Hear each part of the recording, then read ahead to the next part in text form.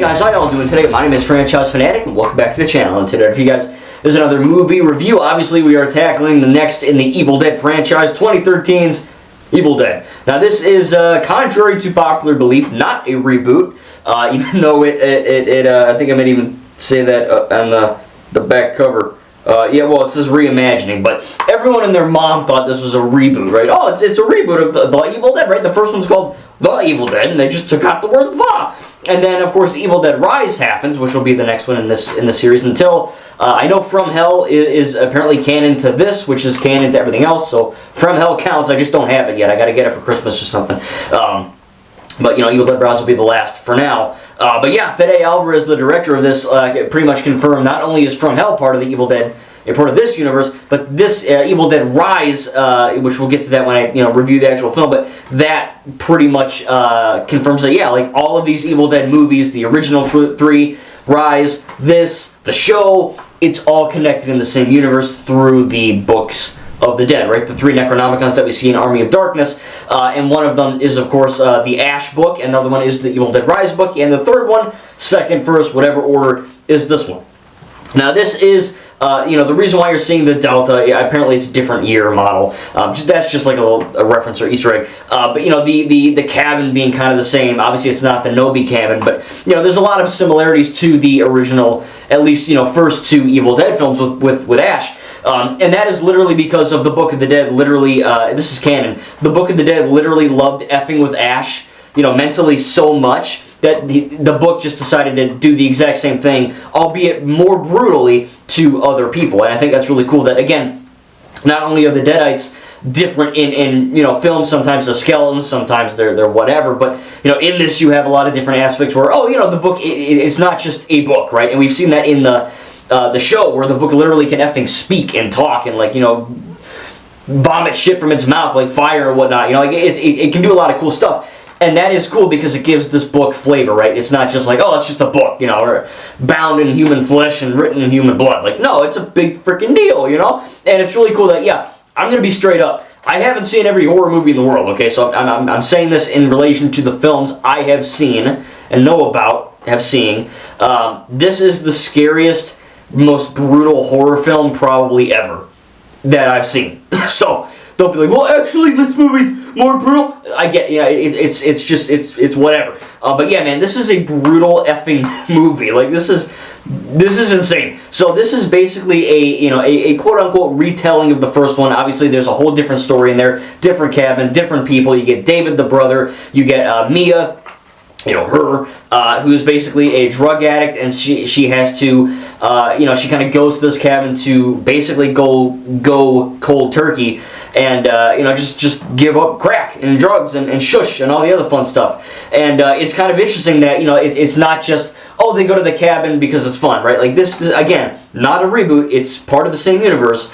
It's interesting that they went with that, and it's not just, Ash again, but this time it's a girl. They actually did something different. And the whole fighting your own demons or facing your own demons, killing your own demons, has a literal term in this. And I'm not going to ruin the entire film. If you haven't seen it, please check it out. Again, this is, the Evil Dead trilogy is scary and gory, right? The show, scary, gory, funny. This is not even close to being funny. There's like one joke that you exhale through your nose at, like, but like 99% of this film is extreme violence, extreme gore. It's not like Terrifier level, but it's pretty effing close. There's some crazy shit in this film. And, people are vomiting blood, people are getting their arms blown off with shotguns, nail gun through the head. It's very disturbing. Not in a way where you want to puke or something, because again, me, I know it's all fake, but it's just creepy enough and just gory enough and just brutal enough where you can't not watch. It's so intriguing how they're able to do this, pretty much all practically, right? Like, there's, obviously there's CGI in the film, but it's nowhere near the amount of CGI as what you would expect. 99% of the blood is, you know, not real blood, but, you know, practical fake blood that they're dousing on people. Or when you know, evil possessed Mia pukes blood all over what's her face, the nurse lady, Rebecca or something, Rachel, I don't know. Like it's real. Like they put a tube in her mouth and like she's doing that. It's not CGI. You know, when they blow the blonde girl's arm off, like it's a real prosthetic arm. They're just throwing at the wall. You know, obviously I know this from looking at behind the scenes stuff. The scene where spoiler alert for a more than 10-year-old film, when David buries his sister Mia alive to get rid of the Deadites in possession of her. They literally put the actress Jane Levy. They put her in a freaking bag and buried her alive for real for a few minutes. And then David, when he digs her up, he's not digging up a fake, you know, made up body. He's actually digging up the real effing girl, Jane Levy, who plays Mia. You know, it's crazy. Like, you know, he had to. If he didn't do that, she'd probably die. You know, so there's a lot of crazy stuff in this film that is like it's real. It feels real. I don't want to say because it is real, because they're not actually killing everyone, but it feels real because they filmed a lot of it practically, and I think that's really effing cool. The music is incredible. It's got like a Dark Souls, Elden Ring style music in the end with the blood rain. You've got, of course, you know, Mia, like pretty much everything that could go wrong goes wrong in this cabin. You know, Mia is, you know, obviously trying to give up drugs and all that, but, you know, that is kind of given to her. That's kind of like an overarching, you know, theme. We also have like, you know, oh, you know, David and Mia, brother and sister, right? They go to this cabin. Their mom passed away, and they're trying to, I don't know what their dad's doing, but they're trying to remember her by going to this cabin and try to, you know, not do crack again. And then all the friends, of course, go crazy. And the science teacher, Eric, I think, he reads the book. They kind of find it in the basement. And he reads from it, and it all goes crazy. But from moment one, this movie is dripping in atmosphere, right? The color grading, the shot composition, the editing, the music, the acting, the writing, everything comes together to, I don't want to say that this is like, oh, it's The Evil Dead, but better. But it's pretty much The Evil Dead, but better. You know, like I love that original movie, okay? I love it. And they're both different enough because, again, not a reboot. It's part of the same continuity. It's really cool that they have similar-esque themes, and that is explained in the lore, as I already told you. But it's really cool, you know. I mean, the Evil Dead franchise has it can be an action comedy like Army of Darkness. It can be an action horror comedy like The Show, and it can be straight-up horror like this, The Evil Dead 1. And when we get to Evil Dead Rise, but again, I haven't seen From Hell, but I'm assuming that's more straight up horror. But I mean, yeah, like from moment one, like it's scary, and it's the music and the atmosphere, everything here. You know, I never really got like scared where like I couldn't sleep type thing, but like it, you know, when you're watching it at midnight and you got a sound bar cranked up and it's effing dark and you're alone in your family room and your parents are sleeping and your dog's upstairs and you're like, I'm alone down here, you know what I mean? There's gonna be a fucking deadite, you know? It was really, really cool that like I know what happens, right? I've seen this movie, I know how it ends, but it's still so captivating to watch because you know, like I don't know, it's really hard to word, but everything kind of works, right? And even the violence and the gore and all that, it's a very in your face and mean movie. And in the sense where, like, yeah, like, they're not holding back, you know what I mean? They never really held back before, but this feels like, oh, like, they're not this Necronomicon's not mucking around anymore, you know, and they're not messing around. And you feel that, right, when Mia gets possessed and all that. You have, like, evil Mia, right? You see with the thumbnail where, of course, she does get raped again, not by the trees, I guess, but she kind of gets belugied by, I don't know what that word is, she gets by a tree, right? And by like the weird like thing coming out of Mia's mouth, right? Evil Mia, she kind of pukes up this weird like black Asian. Why the fuck did I say Asian? Black. I don't know why I say Asian. Black. What's it called? Hentai looking thing. I don't know. It looks really. It's like an octopus. You know, it's like Squidward but black. That's weird. But yeah, I don't script these videos. But yeah, like it literally goes into Mia and possesses her, and she goes crazy. She kills the dog. I mean, you know a movie's effing around when you see like there's literally a shot of her. You don't see the dog, but she's like beating the dog to death with a hammer, and like, yeah, it's completely effed up. But that just shows the audience that these demons, they're even more mean and insane and crazy than the Ash William demon, the book. You know what I mean? It's really, really crazy how each book kind of does its own unique thing in different. They're all bad. It's not like there's a good book where it makes you candy or something, but each one kind of does stuff in a different way, which I really like. Again, though, what makes this movie stand out so well and makes it so memorable is the fact that it's all practical for the most part. The music is on point. It's very creepy. There's some Easter eggs in there. You got great acting. The Evil Dead 1, I'll admit, for a very, very, very, very low budget movie, it's not bad, right? Like, you can watch my review. It holds up pretty well. But I'll admit, you can watch that review, but some of the acting, some of the writing, a bit wonky, you know what I mean? Because they were kind of, when they weren't high, they were pretty much just given, they were a bunch of young adults making a movie, you know what I mean? They were pretty unexperienced. Everyone here is experienced. So when you have that, higher budget with more experienced writers and directors and editors and actors and whatever, you not only have a working condition that isn't like slavery, but you also have a working condition that actually makes the movie more an enjoyable set to work on, and that translates because again the writing is great. You know what I mean? I think that, there's one or two moments. It's not a perfect film where the blonde girl, I don't even remember her name. It's just like 5 lines in the movie. The girl that cuts her arm off with the turkey thing or whatever. She, I think there's a scene where like Mia is like in the, I don't know what you call it, the cellar, right, in the cabin, and she goes, "My God, what happened to her eyes?" And I'm like, oh, it's an Easter egg from the first film, I get it, but the way they, like that, and it's a common criticism online, okay, I'm not the only one thinking this, but when she says it, like the placement of that shot and that line makes no freaking sense to what just happened. So, they try to squeeze in a little Easter egg in there for fans like myself and probably you to be like, "Ooh, she said the thing," but it really didn't make a whole lot of sense where they decided to place it. So, whatever, they tried. But for the most part, the writing is really good. The acting is I don't want to say the best ever because I just reviewed the TV show, and I'll be straight up, the TV show has some good acting as well. And there is good acting in the first 3. I'm not going to say it's all bad, right? But, the first one especially was a product of its time where you have a lot of inexperienced, actors and people just trying to make a movie and trying to make something, right? Like that, we all start off trying to do something, you know what I mean? Go back and watch my first few videos. They're not bad, but they're not good, you know what I mean? They're kind of weird. So it's interesting to see that, there is this growth and evolution, and it's really great. Again, like I said, music great, practical effects are great, CGI, what's in there is really great. Probably the shot where David's kind of driving Mia, she's like foaming and all that, and the river's flooded. Obviously that's CGI, but it looks good. It looks fine. Obviously this is 2013, so it's not gonna look that bad.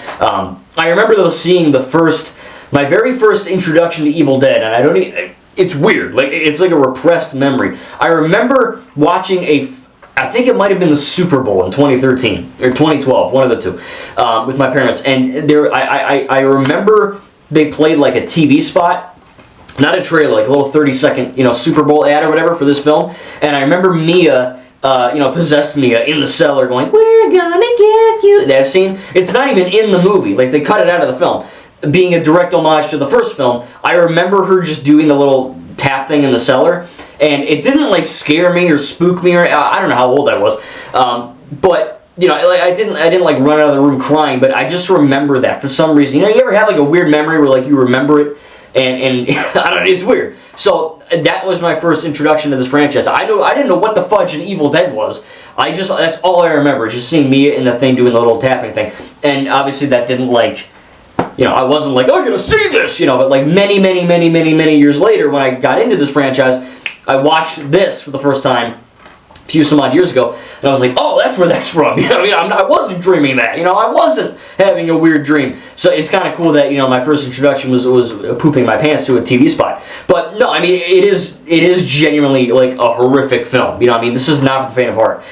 Literally, the end. It ends with Mia. I guess I'll just spoil it. But you've seen it probably. It ends with literally like you think it's gonna end, right? You think David buries Mia. You think it's over, and then boom. The evil, I think they call it the, what is it, the something, and it's like this crazy hell spawn. It's basically Mia, but naked and Gollum-y, and it grabs Mia, and Mia, like, literally, the whole film ends with her ripping her arm off, and, like, she uses the stump to pull the thing, and then she goes, "Feast on this motherfucker," and then, like, shoves the chainsaw through the thing's head, and like it's raining blood and there's blood everywhere. Like it, like and you know, there's that shot where like she's sawing it in half and the cabin's on fire. It's a beautiful scene, and I don't mean that. I'm not some kind of killer, okay? Trust me. But the way that this film was shot, like it's a beautiful scene in that regard. But yeah, I mean, it's symbolic of Mia facing her demons, right? It's literally a possessed version of herself that she's killing.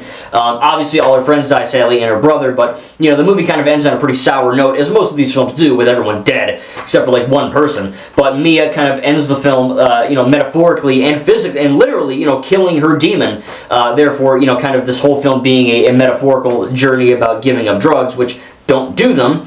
You know, it is really interesting that they kind of went with that. It's not just, oh yeah, they, like, you know, surface level they read from the book and crazy shit happens, but at the same time, they wanted to tell a more cohesive and more mature story than just that, you know, and I think it's really cool. But yeah, man, like, everything in this film comes together. The acting is great, the writing is great, the effects look really great. It's like I said, a very mean movie, very, you know, grisly. I don't know if it's the Evil Dead Rise, we'll get to it when I do that one next, but it's Evil Dead Rise isn't as scary and violent. It is extremely scary and violent, but it's not as dirty and real as this. You know, like when you watch Pirates of the Caribbean 1, 2, 3, like they're actually on a ship in the ocean, there's dirt and shit on them, you know what I mean? There's rain and mud, and then you get to 4 and 5, and they're good, but maybe there's more green screen, and there's not as much practical stuff, and you know, stuff like that, especially with the 5th one. But it's kind of like that. And I don't know if it's just the color grading or the editing or you know whatever, but it's just from moment one to moment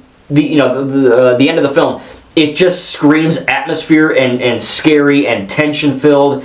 And trust me, when it's dark out, you got that effing soundbar cranking. You oh boy, you know it's crazy. But yeah, I do genuinely love this movie. I don't want to say it's my favorite one, but it's up there, man. Like this is the scariest film I've ever watched. When I first saw it, it was, you know, obviously I don't want to sound like, oh, I'm a dude, I don't get scared, but like I really don't get scared by movies because I know they're movies. I know that's kind of a stupid, oh really? It's fake? But like, you know, I mean, like I don't know. Maybe I just have like a weird director's mind, but like movies don't really affect me too much in that sense where I'm like, you know, like when I watched Joker 1, I felt sad, but I wasn't like depressed. When I watched this, I was grossed out, but I wasn't going to vomit all over my computer, you know what I mean? So, stuff like that. But it definitely is not for the faint of heart. I mean, it's a very, very gross film, but they do that for a reason, and it shows you that, yeah, these Deadites aren't mucking around. This is basically again, not a reboot, but if you want to, you know, frame it as that for this one point I'm making, this is basically a reimagining of the very first film, just somehow even more dirty, gross, and nasty. But they're also telling a new story with new characters, better effects. Basically, as I said, it's the first film, but 10 times better in essentially every single way. But again, I just had to say that in the beginning. It's not a reboot. It's part of the same universe as everything else in this franchise, and I think that was the smartest move. And it pisses me the fudge off when I see people reviewing it on YouTube or online. They're like, it's the greatest reboot ever! And I'm like, oh, it's not! You know what I mean? I guess it was considered a reboot back in 2013, but now with thanks to Rise, it's not, but still. But yeah, man, I'm not going to keep you much longer, but I genuinely love this movie. It is very dark, very depressing, very sad, very violent, but it's also, like, you can't not watch it. You know what I mean? It's such a beautifully made film in the sense of, you know, everything that I talked about, but it's also like, I don't know, it's hard to describe without me sounding like effing Jeffrey Dahmer 2.0, but it's like, it's fun to watch. You know what I mean? It's like one of those fun, scary movies.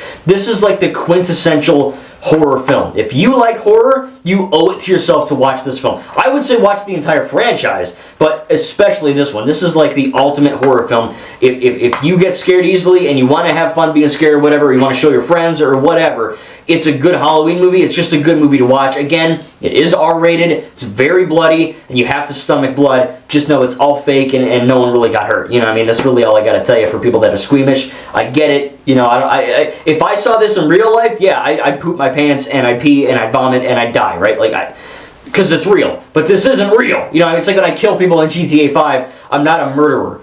I'm normal. You know, when I play Cooking Mama on DS, which I don't, am I an expert chef? No. You know what I mean? So yeah, video games don't cause violence. That's a whole nother topic. Same thing here though. You know what I mean? Like, I watched a really effed up movie. I'm not gonna go do this shit in real life. I don't even have a chainsaw. I don't think. I'd have to maybe buy one, but I'm not gonna do anything crazy because I'm normal, you know? But it really is like, when I turn it off every single time I watch it, even though I know it happens, I'm like, ugh, that was grisly, you know what I mean? But the end credits are great too. Like, everything comes together to be just an amazing, centerpiece and masterpiece in horror for sure. Again, there's one or two lines that they try to squeak in there as like little homages and little Easter eggs to the other stuff that don't really work. But that's pretty much my only negative, man. I mean, I love the fact that they went with the drug thing. Again, I've never done drugs. I never will. I don't want you guys to. But at the same time, I can understand how that can kind of, take over you, because I've heard it's addicting.